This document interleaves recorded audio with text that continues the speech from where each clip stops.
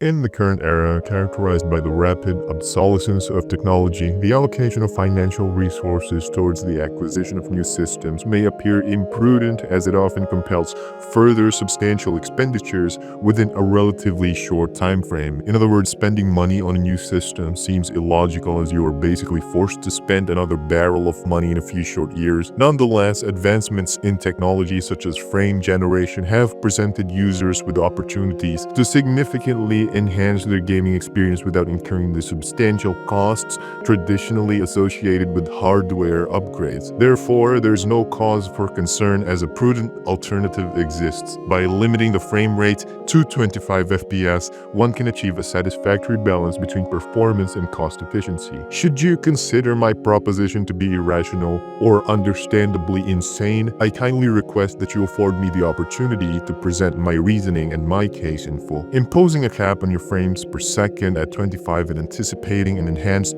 smoother gaming experience is no longer an impossibility owing to the advent of frame generation technology.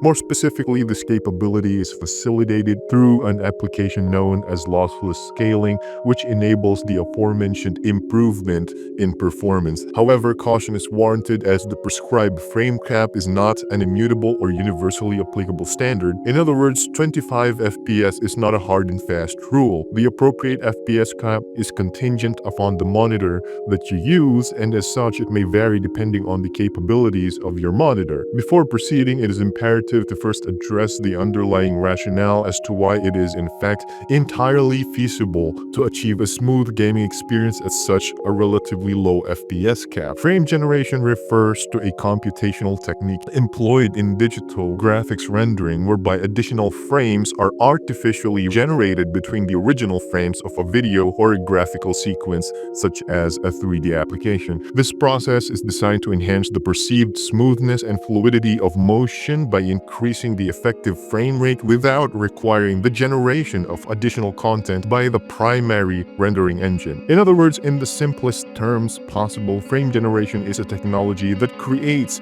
or more accurately, assumes the extra frames between existing ones to make the motion in video or 3D applications appear smoother. It doesn't cause any performance drop as you are not technically requiring your PC to organically and originally render additional frames from scratch. With regard to the frame generation employed by lossless scaling, it is essential to impose a frame rate cap at precisely half the monitor's refresh rate in order to optimize frame timing. So in my particular case, the lowest refresh rate supported by my monitor is 50 Hz. Therefore, by capping the frame rate at 25 FPS, which corresponds to half of my monitor's refresh rate, I am effectively able to experience the visual performance akin to that of 50 FPS or native of my monitor's refresh rate. Most monitors, however, support the lowest limit of 60 Hz. Therefore, if you are using a 60 Hz monitor and viewing this video, I regret to inform you that it will be necessary to cap your frame rate at something higher than that. So you should cap your FPS at a substantial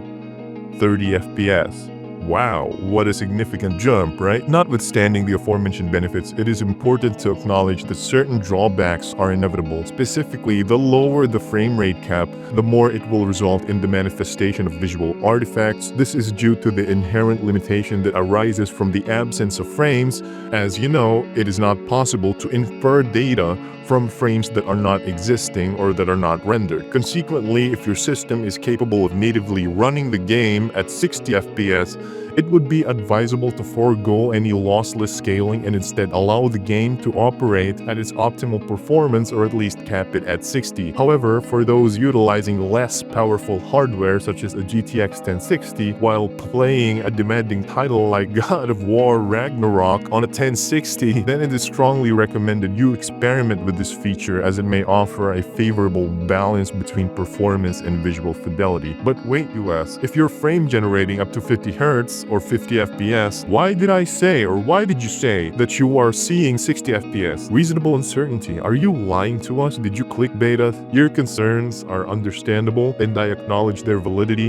In other words, your uncertainties are reasonable. However, I can assure you that the answer to this question is in fact no, I did not lie.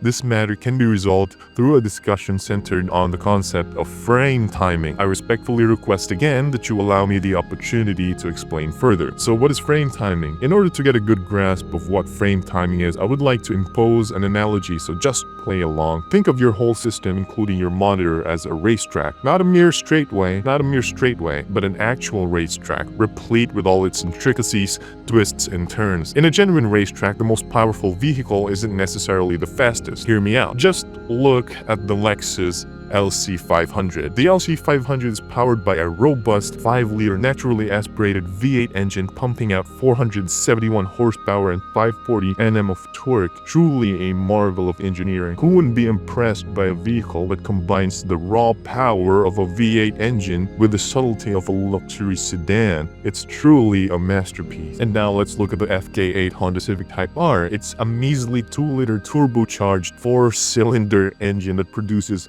a measly 316 horsepower. What's better than a car that screams racer while being perfectly at home in the parking of a fast food joint? With its bold, almost avant-garde design, the Type R ensures that everyone knows you're serious about performance, even if it's just to commute to work. And that exhaust note, nothing says sophistication quite like the sound of a lawnmower with a turbocharger. But don't worry, it's not just about looks, because the Type R also offers the thrill of feeling every bump in the road, making you really appreciate the engineering that went into those race-inspired seats. So overall, the best thing about the Type R is its brakes, which is laughable for a quote-unquote race car. Given the descriptions provided, one might readily conclude that the Lexus undoubtedly surpasses the Type R in every respect. And yeah, that is in fact true. There's no contest at all. Lexus beats the Honda. After all, with nearly 500 horsepower, the Lexus clearly outclasses the Type R's modest 300 horsepower, leaving no room for debate. Except, such a conclusion is in fact very erroneous. Surprise, surprise. There's a reason why the best part of the Type R is its brakes.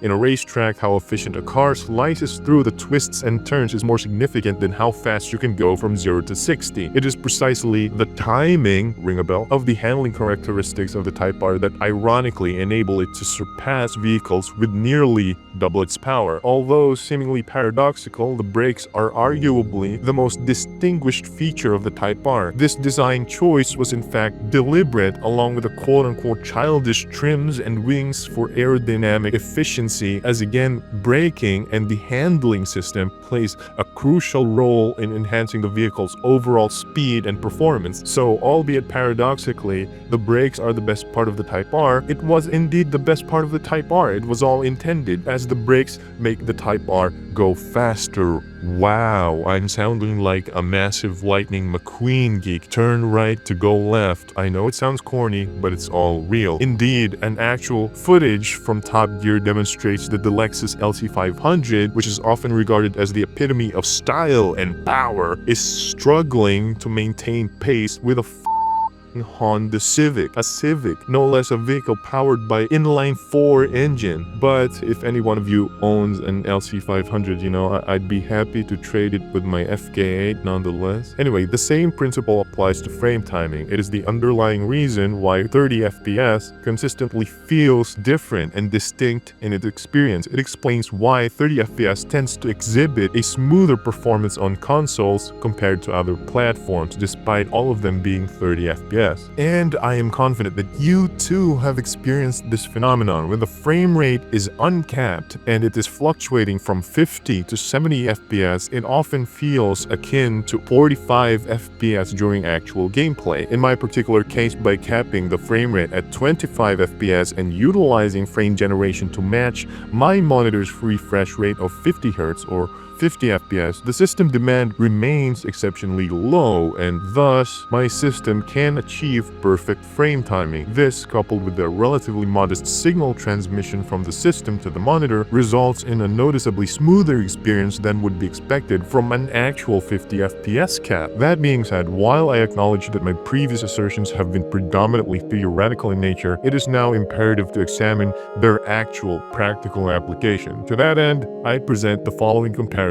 Here, I am playing the game at 25 FPS with lossless scaling, and here, I am playing actually at 50 FPS. Should you observe that the gameplay at 25 FPS with lossless scaling appears smoother, then your perception is indeed accurate, thus corroborating the validity of the paradoxical theory as previously outlined. I apologize for my lengthy discourse. I am simply passionate about providing thorough explanations. Nonetheless, timestamps will be provided for ease of access. So that said, let us proceed directly to the tutorial. If you're unsatisfied about my explanation, I completely understand, and let me know a better explanation in the comments below. I must emphasize that achieving the desired outcome necessitates a very precise configuration process. I have encountered numerous individuals who have expressed dissatisfaction, claiming that the approach exacerbates the issue or makes the issue worse. However, in reality, the lack of success is due to their improper configurations on their end. So if you notice the performance getting worse, it's not working at all and you haven't properly configured it yet. Note that it must actually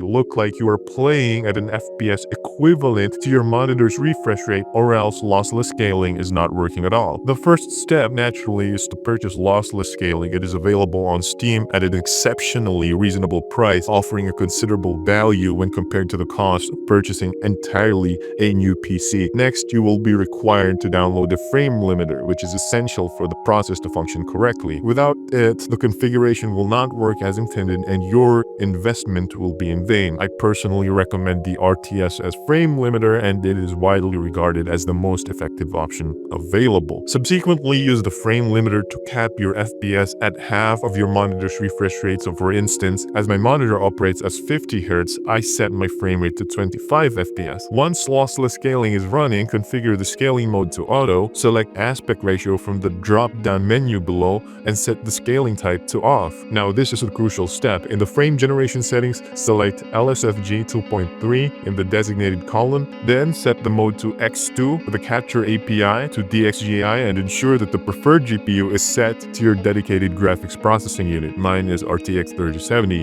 And more importantly and regrettably, you should set the sync mode to VSync, and unfortunately at present there is no method to disable VSync without causing significant glitches, rendering the application completely inoperable. As such, you will need to tolerate the default VSync along with a minimal input lag. In other words, you need to have VSync on in lossless scaling but not necessarily off in the game itself. But without turning on VSync in lossless scaling, this simply will not work. And once the settings are set, the configuration process is complete. You can turn on the performance mode or not, and performance mode basically is just a faster version of LSFG, which is better suited for less powerful GPUs but indeed has slightly worse quality. So pick your poison. Next thing, it is inevitable for you to run your game at either windowed mode or borderless full screen, but either way, it is important for you to not to run this at native full screen, and lossless scaling will automatically remove the borders once you enable lossless scaling. And finally, to use it, just hit the scale button and then quickly alt tab to your game within the 5-second window, and you can also set a hotkey if you'd prefer. Again, note that it must actually look like you are playing at an FPS equivalent to your monitor's refresh rate. So for example, it must look like you are actually playing at 50 or 60 FPS, or else something isn't configured properly and it's not working at all. The problem might range anywhere from your system detecting multiple displays or something application oriented, but more on that in another video. If you want to ensure that the application is working properly, you can enable Draw FPS, and once enabled, you should see a frame rate counter in the top left corner. The left value should indicate your capped or your actual frame rate, and the right should indicate your monitor's refresh rate, or what lossless scaling is frame generating to. In light of the foregoing, one must consider whether frame generation is poised to become the future of gaming, particularly in the context of increasingly demanding titles and the substantial escalation in hardware costs observed in recent times. Alternatively, I invite you to share any differing perspectives you may hold regarding the aforementioned discourse, and kindly feel free to express your thoughts in the comments below. Nevertheless, it is my sincere hope that the information I provided proves beneficial to you, my gaming brothers, and I extend my best wishes for an enjoyable and enriching